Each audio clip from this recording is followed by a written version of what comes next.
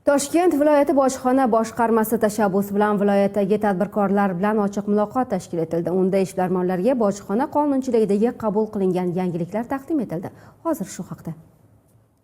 Toshkent viloyati bojxona boshqarmasi tashabbusi bilan tadbirkorlar bilan ochiq muloqot o'tkazildi. Unda viloyatda faoliyat yuritayotgan tashqi iqtisodiy faoliyat qatnashchilari hamda keng jamoatchilik vakillari ishtirok etishdi. Mazkur tadbirning asosiy maqsadi tadbirkorlarga bojxona qonunchiligiga kiritilgan so'nggi o'zgartirish va yangiliklarni tushuntirish bo'ldi. Tadbir davomida O'zbekiston Respublika Prezidentining 2025-yil 18 apreldagi ishlab chiqarish, eksport va tadbirkorlik faoliyatini rag'batlantirish, savdo va sanoat siyosati samaradorligini oshirish chora-tadbirlari to'g'risidagi 67-farmoni hamda Vazirlar Mahkamasining 2025-yil 19 apreldagi 244-qaroriga muvofiq belgilangan bojsiz olib kirish tartiblariga oid ma'lumotlar taqdim etildi.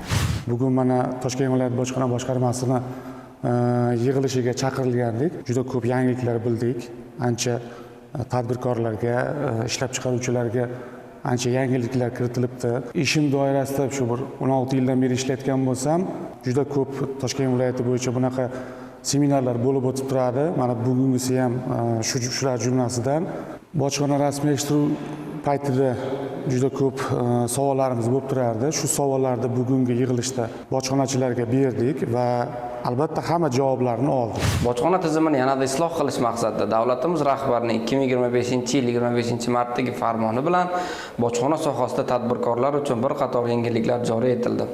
Jumladan 1-iyul sanasidan boshlab veterinariya va fitosanitariya hujjatlarini muhrlash va qo'llar ro'yxatga olish bekor qilinadi hamda tovarlarga nisbatan bojxona imtiyozlari bo'yicha dastlabki qarorlar berish Jahon savdo tashkiloti talablari asosida joriy etiladi. Bundan tashqari 2025-yilning 1-dekabridan e'tiboran tolling operatsiyalari moduli orqali qayta ishlash rejimlarida deklaratsiyalarni soddalashtirilgan tartibda rasmiylashtirish mumkin bo'ladi. Tadbir ishtirokchilari o'zlarini qiziqtirgan savollarga javob olishdi. Bojxona tizimini yanada takomillashtirish borasidagi takliflarni bildirishdi. Zero bu kabi tadbirlar bojxona organlari va tadbirkorlik subyektlari o'rtasidagi ochiq muloqotni mustahkamlash, qonunchilikda yangiliklarni amaliyotga samarali joriy etishga xizmat qilmoqda.